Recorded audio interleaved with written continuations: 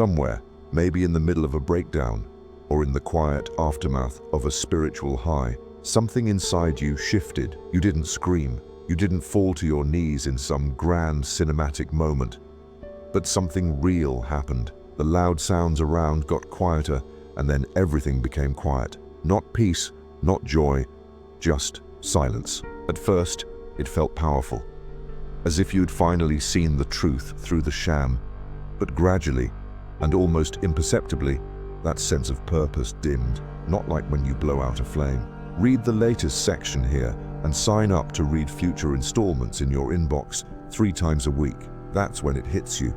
You're no longer chasing, not because you're lazy, but because the chase stopped making sense. You wake up and stare at the ceiling, not in despair, but in some strange in-between space, where nothing is wrong, and yet everything feels weightless. You start asking quieter questions. Why do I feel so lonely now that I understand things better? That's the paradox no one warns you about. We're sold this myth that spiritual awakening is like plugging into divine Wi-Fi. Instant clarity, infinite energy, eternal peace. But for many of us, especially the introspective ones, the sensitives, the seekers, it does the opposite. It doesn't ignite us. It empties us. I used to know a guy, ex-military, very heavy discipline, fan of reading philosophy. He said he hit the void after what he described as his moment of realization. I used to crave structure and status, he said, but I wake up now and nothing is hanging around. It's like the glue that held my life together is just gone. That glue was ego. And ego, as Carl Jung described, is not the villain. It's the structure, it's the scaffolding. But when you awaken, when the unconscious becomes conscious, that scaffolding starts to fall apart. Jung didn't sugarcoat this. He once said, "Enlightenment is not about imagining figures of light, but making the darkness conscious." And the thing is, once the darkness rises, the old tricks stop working. No vision board, no self-help playlist, no productivity hack brings you back to the fire you once had, because that fire wasn't real. It was manufactured by the part of you that was still trying to become someone. Now that part of you is gone, or at least dismantled. And what's left? A kind of quiet limbo. Not depression in the clinical sense, not hopelessness, just a space where you're not who you were, but not yet who you're becoming. This is the phase our culture skips over. The sacred pause, the space between identities.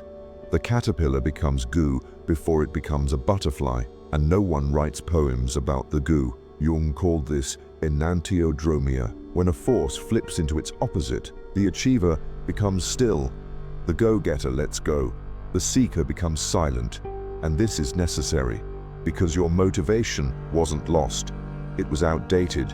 You didn't lose yourself. You're shedding the false self. Here's where it gets beautiful and hard. Your soul doesn't want you to hustle your way back to the top. It wants you to drop into your depth. And in that depth, everything fake, forced, or performative begins to fall away. Old friendships, old ambitions, even the dreams that once lit you up. Not because they were bad, but because they belonged to a different version of you. The self, the deeper you, isn't interested in performing. It's interested in integrating. And until that happens, your psyche may withhold energy. It may stop you from moving forward, not to punish you, but to protect you from building another house on unstable ground. That's why you feel like floating. You're not crazy. You're not lazy. You're becoming whole. But here's the trap.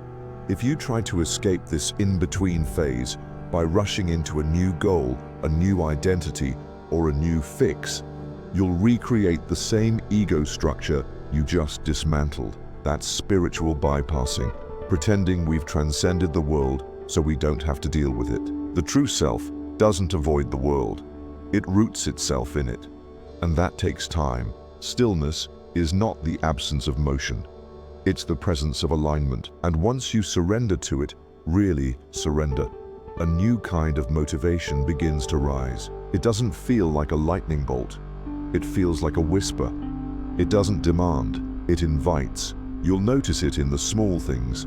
The pull to take a walk without a destination. The curiosity to write something without knowing why. The instinct to say no, even when yes seems more polite. This is the self-leading, not the persona, not the image. And it doesn't hustle, it responds. Carl Jung called this living symbolically.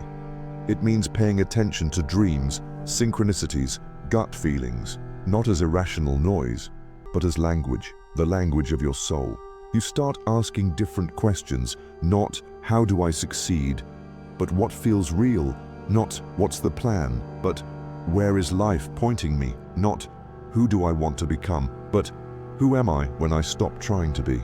Here's the surprise. When you begin to orient your life around the questions that matter to you, you're no less ambitious, but you're also no longer willing to sacrifice your consciousness or your heart. You purify it. Ambition becomes devotion, not to the ego, but to the truth. It doesn't burn you out, it carries you. So if you're there now, in that foggy weirdness of post-awakening, please remember this.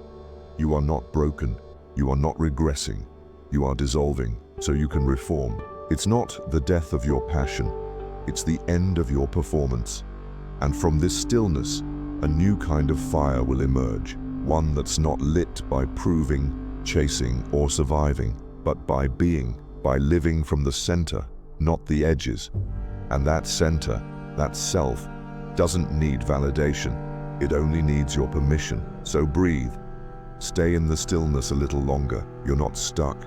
You're incubating. And soon, something new will rise. Not from your willpower, but from your wholeness.